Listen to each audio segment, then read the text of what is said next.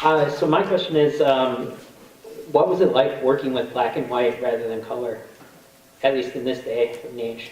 I'm going to talk about this, but I'm also going to give it to Fern, because that's interesting about the makeup as well. We always intended to have it in black and white, you know, an homage to obviously Night of the Living Dead, but also just our political climate is so black and white. We thought that would be a great way of looking at it as a kind of thematically. We filmed it in color and just turned it to black and white, you know, when we were color correcting. But we shot it pretty much like as if it would be in color, you know, just in case. but there would have been a lot of inconsistencies. I think there were a couple things that that didn't match. So anyways, there's also some interesting stuff with the makeup, so I'm going to give Fern the mic. Well, when Schabow came to me and told me that he wanted to make the movie black and white, I was like, great, because, you know, blood color is like really important, and I didn't want to have, you know, fake blood or fake color looking blood. I was like, this is great, this is a great idea. And it gave us a lot to work with when it came to color. The outfits that everybody was wearing, if you see them in color, they were very different, very vibrantly different, just to have that nice contrast. So a lot went into thinking that it was going to be black and white, just to make sure there was going to be different types of gray and things like that. Yeah, and then you also made it where it was red blood. It was, you know, right? Yeah. Any other questions? Okay, I have a question. You had some wonderful, wonderful location shots throughout the entire film. Did you have those locations in mind before you made the film, or did you just scout out all the areas? The church was something that my ex-wife owned, so as just kind of I don't know what reason. And but we filmed in there. It was never like a congregation or anything.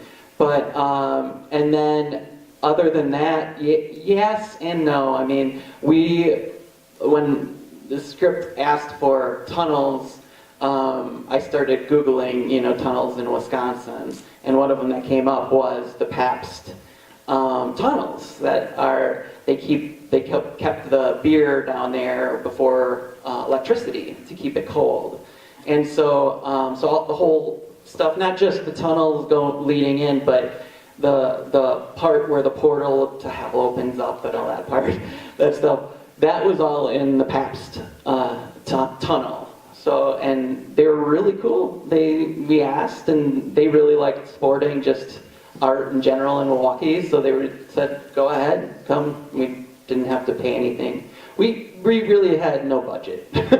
we raised $10,000 on Indiegogo, and that was it. And that was also to buy equipment and everything else. The actors all acted for us as volunteers, as did the zombies. Questions? Lee, do you have a question? I have several.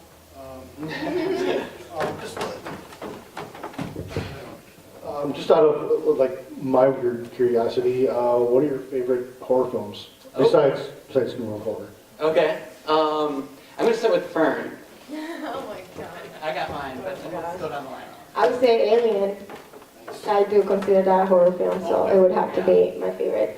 Also, some French films that are kind of gruesome. There's one called Mother. It's about a pregnant woman and she gets, I'm not going to spoil it, but yeah. Those are just that come to mind. Do you have one? For me, Nightmare on Elm Street, Freddy Krueger has always been my favorite. Jason, Michael Myers, the typical. I'm easy. I love Jaws. There's a movie called Alligator in the 70s, written by John Sayles. I love that movie to death, and I always wanted this to kind of be like Alligator, because I wanted it to have that B-movie aspect where you can feel free to laugh at it because but it also has its serious moments and it's moments where you take it seriously, but at times it's just like, what? And we were going for that, and that definitely was an inspiration for this. Was Alligator, Psycho, and Night of the Living Dead, and Dawn of the Dead as well. So. Okay, I have a question about the makeuping. I loved the blistering effect, and without giving away secrets, can you describe how you created that effect? Absolutely. When we were talking about creatures or zombies, I wanted to do something different. Not just your regular zombie everyday kind of skin melting, but something that was more of a virus, a disease. So we came up with the creatures with the blisters. We started sculpting blisters about a year beforehand. It's a long process, involves first sculpting, then making a mold, then making an appliance out of that mold. Each appliance takes hours to make, and there's so many zombies. Well, what do you want to say something about it? It was really bloody. It was really bloody, got really bloody at times. But no, the blisters is something that we were really happy to create, something different, not your everyday zombie, and just to separate us from the rest a little bit. And then, Fern was really good because she took it as, okay, this is a disease, a demonic virus from hell, right? And so it's like, okay, it should be like bubbly, kind of like the Blob is bubbly, And so she had that concept. I did not have that concept, and you came up with it, and I'm like, that's it, that's perfect. It's like it's different, and I think it looked cool. A little about casting. I know a bunch of the people that were in this. I've been in movies and worked on movies with several of them. Just wondering how your casting process went. Just like I know for the stuff that I've worked on, it's like, hey, I know a guy. Right. Let's see if he'll do it, and that's pretty much how it works. Yeah. Yes. Carmela and Greg Johnson, I knew already. Carmela played Abigail. I'm good friends with her even before the movie. And then Greg Johnson, who played the doctor, and he's in Insect Death Squad, Hole in the Wall.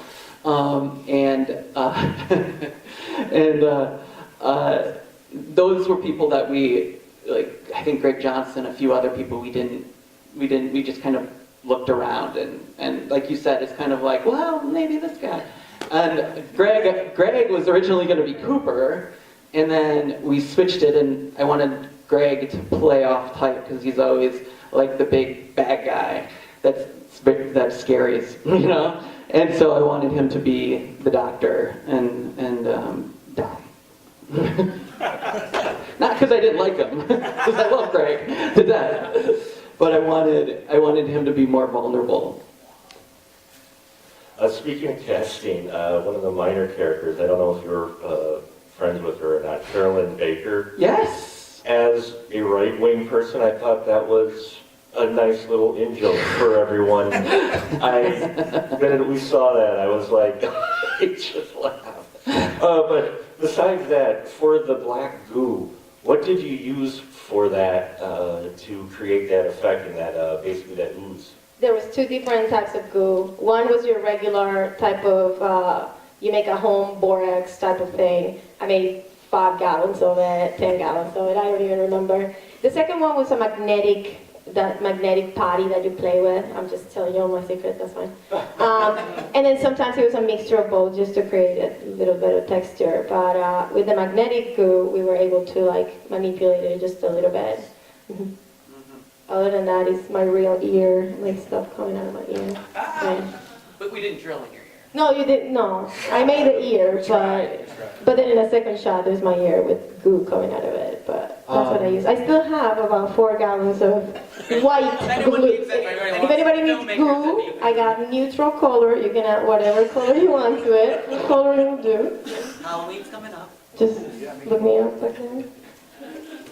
Do you have, when you were filming, publicly and everything, any interesting encounters with people that maybe weren't expecting a horror film? Well, first of all, they thought we were shooting a porno. Yeah. And we constantly, especially to Janesville, I think they didn't really like us that much, to be quite honest. Because we hung out at the church in this, but the church was a very white trashy neighborhood kind of, but it was interesting, and then they would just be very interested in what we were doing, because we would come out and we'd have guns and and makeup and. Gas station, me and John. Oh. Yeah, that's a good story. Me and one of the zombies in full makeup went to the gas station because he needed cigarettes, and we didn't tell anybody. We just walked in like nothing happened, and the guy behind the counter is like, "Oh my God, buddy, what happened to your face?" And he's like, "Oh, I got drunk last night and fell into a fire. It's okay. I just need some Gatorade and some cigarettes." The guy was terrified. And we bought all of the lubricant in Janesville. Basically, all the lubricant in Janesville, we bought all of it. Repeatedly for like a year. We considered the 5-gallon lubricant one time, but Get a it good seemed deal like if you buy a it. little too much. Well, we run out of it. You know, we thought, oh, that's got to be enough lubricant. And then it wasn't. Okay, let's get some more lubricant. How much time did you spend storyboarding? Good question. 6 months, maybe? It was kind of like at the same time we were screenwriting, but that I was writing the script, but at the same time, Fern's husband, who is also the cinematographer, Stephen Renfro, him and I sat down and we storyboarded the movie. And, you know, like everything, you kind of stick with it, and then you kind of don't, and then sometimes you just throw it out the window and go, okay, no, that's not going to work. You know, one of the biggest challenges is not expecting to shoot a scene that day because someone doesn't show up because, you know, they're volunteering and if they're working or whatever. So then you have to completely do a different scene and then, you know, work around that. Or work around that person not being there, you know, and then you have to shoot it a completely different way.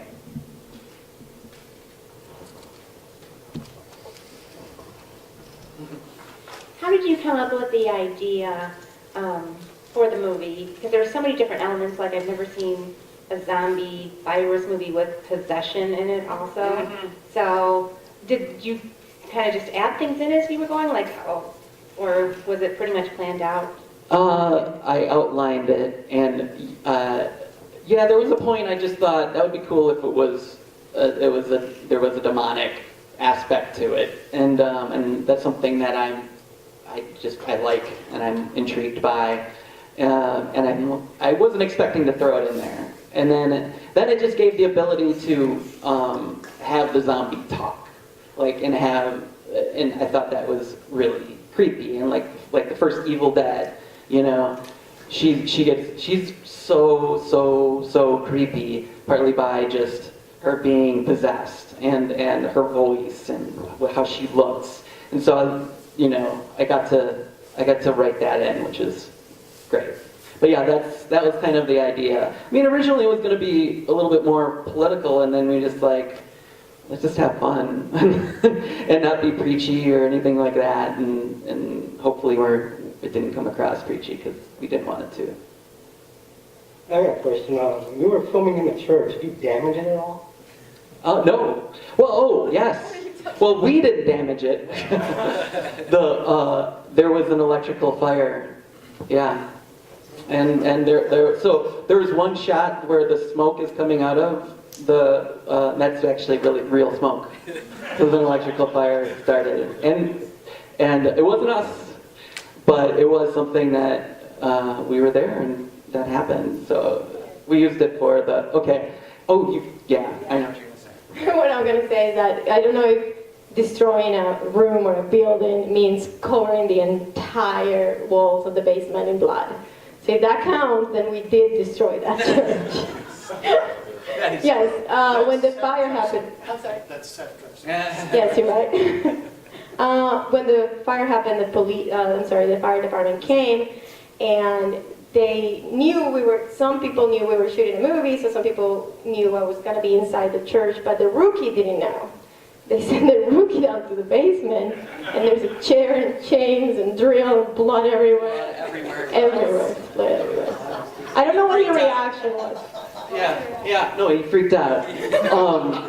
And it was really funny, because the fire department, whatever, the head chief or whatever, was telling us that, he's like, we sent him down first, knowing that what was down there. And he's like, oh my God, totally freaked out. And then they all laughed at him. So, I love that story. Is there a story behind, that last kind of cutaway scene at and in the credits where you did the clap thing? What's the story behind that? Well, because we spent so many nights, like weekends, and so many nights working really late in Janesville. And I'm not saying anything bad about Janesville. I was born in Janesville. I work in Janesville. But it was just so much time in Janesville. So I think Renfro, the cinematographer, said something like, take 5. What did he say? Friday night in Janesville, take 5, or something like that, because we were just so exhausted, and then we left. And I just put it in there, just for whatever reason. It doesn't play in Fargo. They don't know what Janesville is. So how has the film been received in other places it's been shown? Good. This is only the 3rd film festival. We worked on it the last 4 years, and we had the premiere at the Majestic in Madison, and we sold that out actually, which was awesome. And then it was the Chicago Horror Fest, and then the Fargo Fantasy Film Festival, which is like a Comic-Con thingy too. And then here. And then go ahead. Well, what I was just going to say really quick is I think it's being liked more in Wisconsin, obviously, from what we've seen. And also I think it's understood by people that are laughing at it a little bit, because it could feel a little serious at times, but I think that people that are actually enjoying it and laughing at it are people that are having a better time than just taking it a little bit too serious, like it's just straight up horror. No, it's not. And that's sometimes the problem, is that I think some people don't know, just because, can I laugh at this? The filmmakers are right behind us. Can I laugh? Is it okay? And we're always like, yes, laugh. Even if, whatever is the honest reaction you have. If you don't think it's funny, don't laugh. But, I was going to say something. But yeah, in the Midwest, it seems to be, I don't know, it has more of a Midwest feel, I think. And it seems to play better. So. What has the biggest laugh, do you think? Ooh, good question. When Cooper cuts off the foot, and he when I get the axe stuck in the guy's leg, and then he pushes me, and he pushes me out, and Cooper finishes the job and cuts the leg off of Billy. And then he just flips out. Cooper flips out with the axe, and you can see it's fake, and he's swinging it around. That usually gets probably the biggest laugh. One that I really like is when Cooper says, "Big pile of shit is about to hit a big pile." People. That's like kind of like one of the biggest first laughs that people really have. Like, oh, okay, this guy's gonna be super funny. Does your ex-wife still own that church, and is it available for other films? I have no idea. You're gonna have to find her. She might be in the basement. I think there's someone over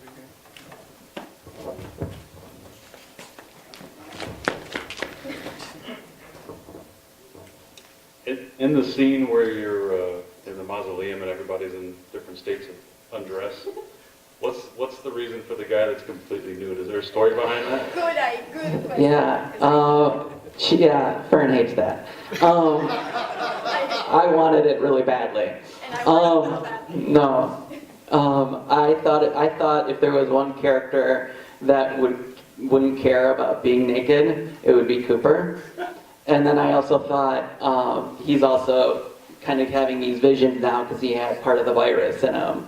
And so he's besides the whole climate getting hotter and hotter, he's hot as well. And so I kind of took it that way, that he's just kind of going nuts and he's naked. And I thought visually it was great. So I mean, he whipped it up there. Steve Gala just was like, yeah. And I gave him. I'm like, you don't have to take. You can do whatever you want. I would love it if you took off. If not, okay. And then he's just. And then I think all the women were like, just do it. and then he's like, all right. And he took off his underpants. I said underpants. Yeah. So that's the reason. It was more just I thought it would be funny, and then it could also be used as a gag, as like covering every time it's about to you think you're about to see his penis. It covers. It's hilarious. It's a cover penis joke. Never can go wrong. And I have, what recommendation would you give people that are interested in making a movie in terms of for each of the people up there? What advice would you give as part of what you do in a film that you would give people that are interested in doing the same things? Well, it all. I mean, a lot of it does matter on money. I'm not gonna lie. That is a biggie. But the good thing is nowadays you can just go out and make a movie. I mean, that is so awesome. You can do it with your phone, nowadays. And I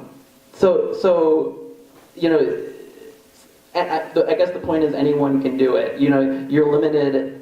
When I wrote this, it was very much like, oh gosh, is this too much? Too many locations, too many whatever. And then, but you can figure out how to use After Effects and put in smoke and put in muzzle flashes and stuff like that. It might not look like super professional, but you can do it, and you can. So if you have that creative itch, you can scratch that no matter what. And so I guess I'm saying there's really no reason to not do it if that's something that you're interested in.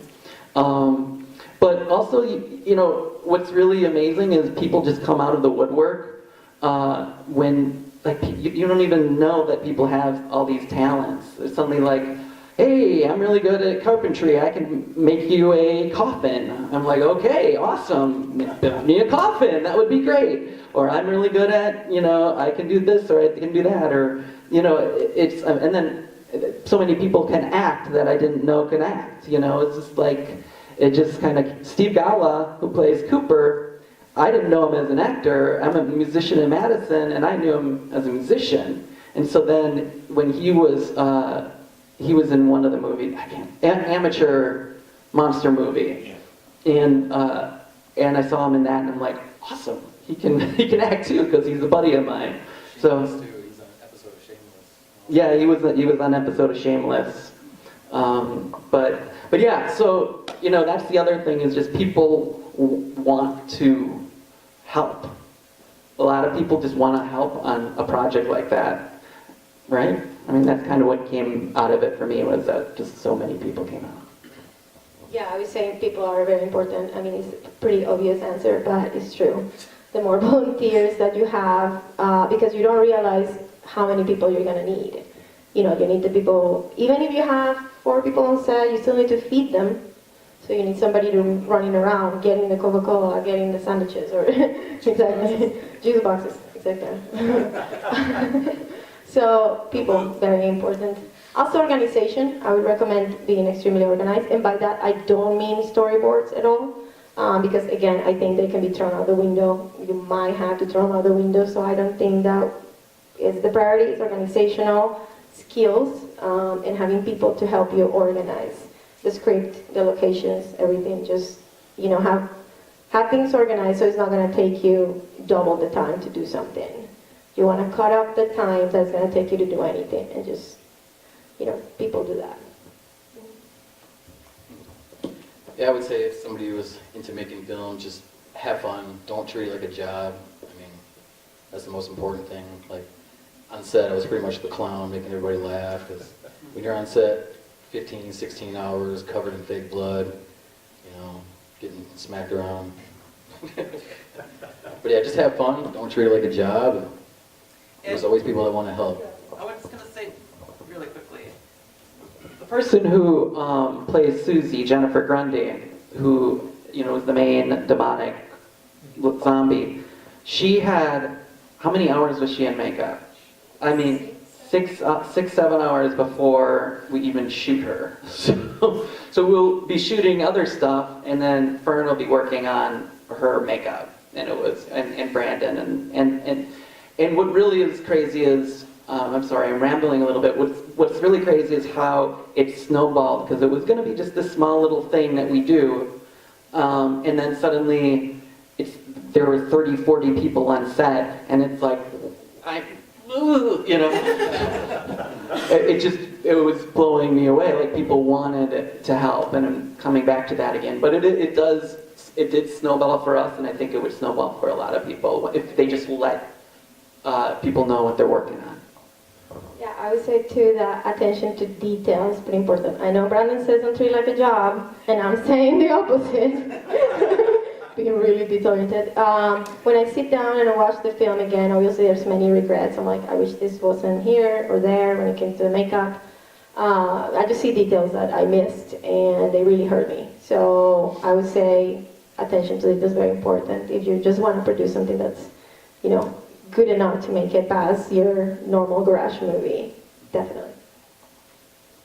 Just in terms of film work, what's next for each of you? I mean, I realize you said this is like your third festival, so this one is going to take a while to get going and selling it, and like you have the movie. Yeah.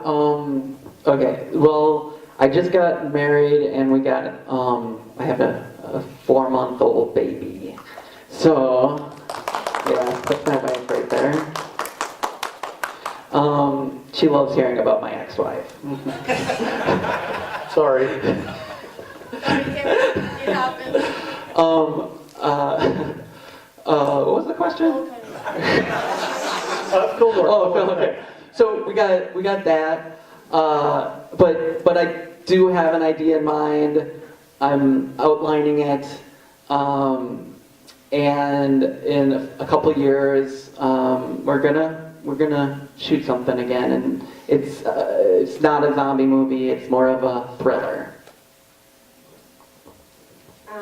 Well, to me, I'm really itching to get back into doing some makeup and practical effects, which is, I think, what Brandon and I really like doing. With my husband, we're starting a production company. We want to do like a science fiction short. That's probably the next thing, but we're still in the writing portion of it. Yeah, I love doing this. Any chance I can get to make a movie or a short, I jump on it. You know, it's fun. But I mean, I've acted in a few movies. I like doing the special effects, but I don't know. I'd like to do both. Maybe get some more lines, and not just die in all the movies. Maybe live through one. I don't know. Kind of out of focus in this one too.